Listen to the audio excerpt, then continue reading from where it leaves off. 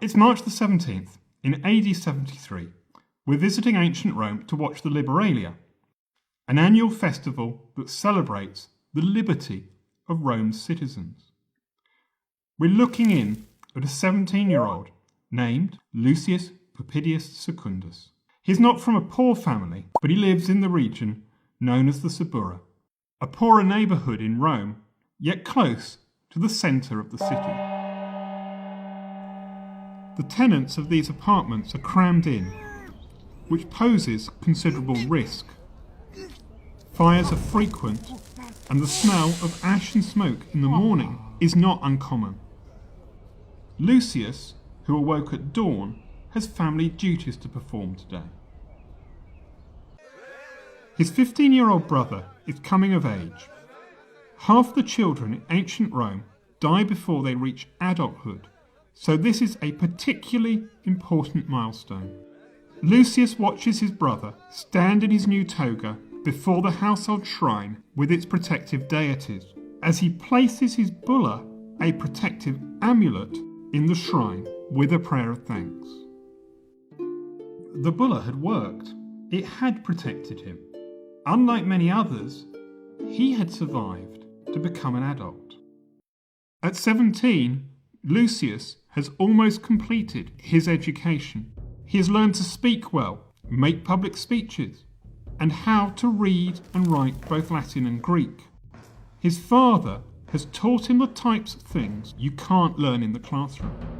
How to run, how to swim, and how to fight. Lucius could choose at 17 to become a military tribune and command soldiers on the edge of the empire. But in other ways, Lucius is still a child. He's not trusted to arrange business deals. His father will take care of that until he is 25. And Dad will arrange Lucius's marriage to a girl 10 years younger. His dad has his eye on a family with a 7-year-old daughter.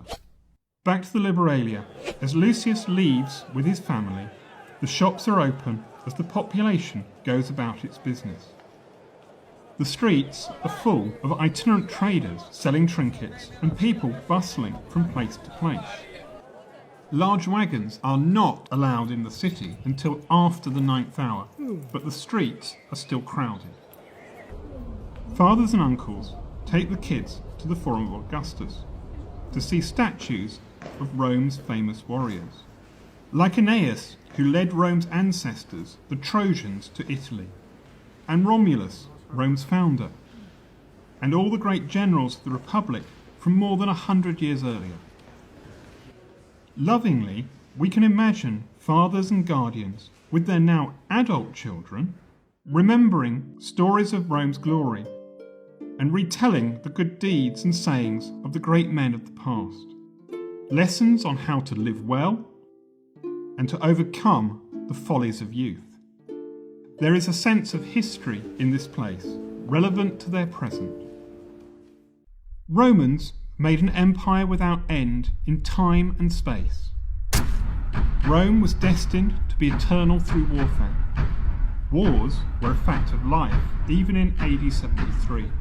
There are campaigns in the north of England and into Scotland, to the north of the river Danube into Romania, and on the frontier between Syria and Iraq to the east.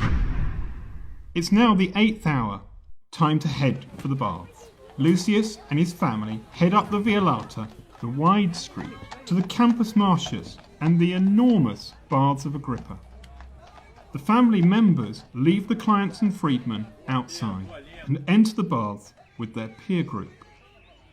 Baths have changed from dark steamy rooms to light ones. The Romans had perfected window glass. Everyone moves from the cold room to the tepid room and to the very hot room. More than an hour later, the bathers leave massaged, oiled, and have been scraped down with a striggle to remove the remaining dirt. At the 9th hour, 7 hours after they left home, the men return for a celebratory dinner. Dinner is an intimate affair, with 9 people reclining around the low table. Slaves attend to their every need, as the diners, through gestures, demand more food and wine. As the day closes, we can hear the rumble of wagons outside. The clients and freedmen, with a meal of robust, if inferior, food inside them, shuffle off to the now tepid baths before returning to their apartment blocks. Back at Lucius's house, the drinking continues into the night. Lucius and his stepbrother don't look too well. A slave stands by in case either of them needs to vomit.